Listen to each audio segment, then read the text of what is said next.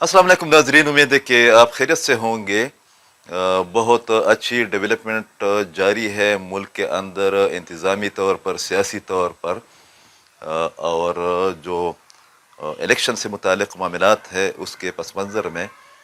कोशिश की जा रही है कि आइंदा चंद दिनों में, हफ्तों में निगरान वज़ीर आज़म के नाम को फ़ाइनल किया जाए बाहमी मुशावरत से। साथ में इमरान खान साहब के ख़िलाफ़ घेरा तंग होने लगा है और इलेक्शन कमीशन ने जो ऑर्डर दिया गुज़श्ता रोज़ आईजी इस्लामाबाद को उनको गिरफ़्तार किया जाए, उसके बाद लग ये रहा है कि इमरान खान साहब के ख़िलाफ़ घेरा मज़ीद सख्त होने वाला है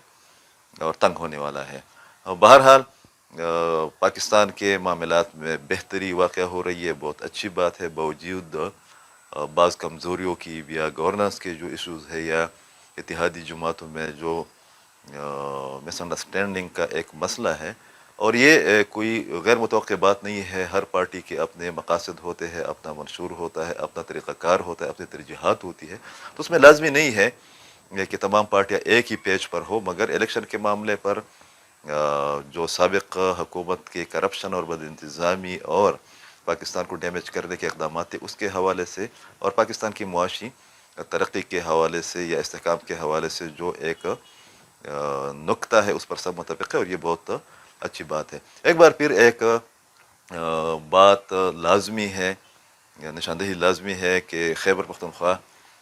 की मौजूदा निगरान हुकूमत से पाकिस्तान की मौजूदा इस्टबलिशमेंट बिल्कुल खुश नहीं है। सिक्योरिटी के मामलात पर न सिर्फ ये कि मौजूदा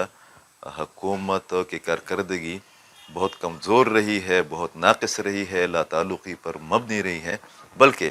एक और इशू भी सामने आया है, और वो ये है कि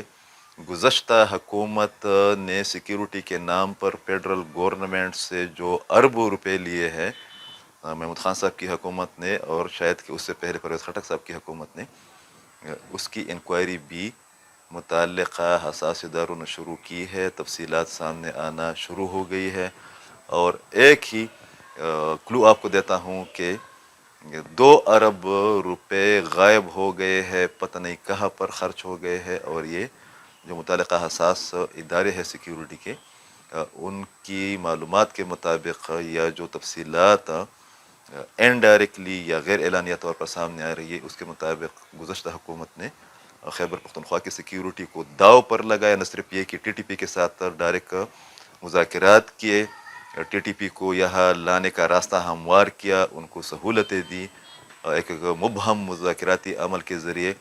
पाकिस्तान की खारिजा पॉलिसी को, पाकिस्तान की अफ़गान पॉलिसी को और पाकिस्तान की वार ऑन टेरर की पॉलिसी को सवालिया निशान बनाया गया। बल्कि जो फंड्स खैबर पख्तूनख्वा की पुलिस और दीगर इदारों के लिए, इवन फ्रांसिक लेबॉर्ट्री के लिए जारी किए जाते रहे, उनकी कोई तफसीलात मौजूद नहीं है कि वो कहाँ पर ख़र्च हो गए हैं। और एक गैर मुसद्दक़ा इत्ला या रिपोर्ट के मुताबिक तकरीबन 50 अरब रुपए के गबन का या करप्शन का तो सुराग मिल ही गया है। जो मालूमात इकट्ठी की जा रही है उसमें महमूद खान साहब और उनकी हुकूमत ने पता नहीं किन के कहने पर, किन की मुशावरत से, किन की अंडरस्टैंडिंग के साथ जाकर खैबर पख्तूनख्वा के सिक्योरिटी इदारों को, बिलखसूस एफसी को और पुलिस को सहूलियात और ज़रूरियात फराम नहीं की। और उसी का नतीजा है कि रवा बरस और उससे पहले जो साल गुजरा है 2022 के दौरान रिकॉर्ड तादाद में खैबर पख्तूनख्वा को, ख़ास कर खैबर पख्तूनख्वा की पुलिस को हमलों का निशाना बनाया गया। ये बहुत संगीन केस है। इस केस से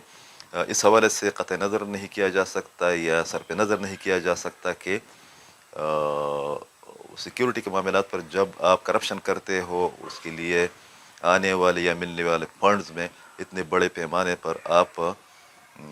करप्शन करते हो, तो उसकी सख्त इंक्वायरी होनी चाहिए और सख्त तरीन सज़ाएँ इसके बावजूद होने चाहिए कि उस हुकूमत के बाद अहम लोग एक और पार्टी में चले गए हैं। उनकी पार्टी में या उस पार्टी में जाने का मकसद ये बिल्कुल नहीं है कि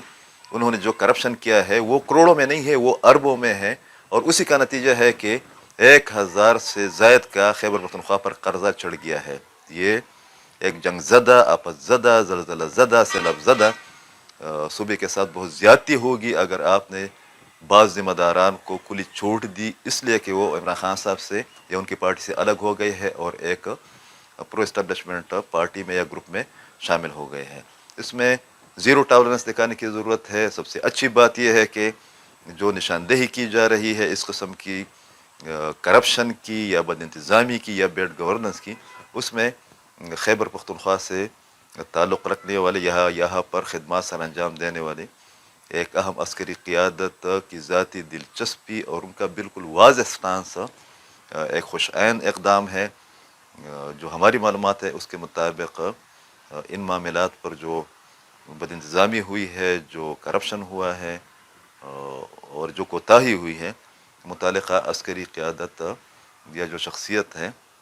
ان کا نہ صرف یہ کہ سٹانس بہت واضح ہے بلکہ وہ چاہتی بھی ہے، ان کی خواہش بھی ہے کہ جو لوگ ذمہ داران رہے ہیں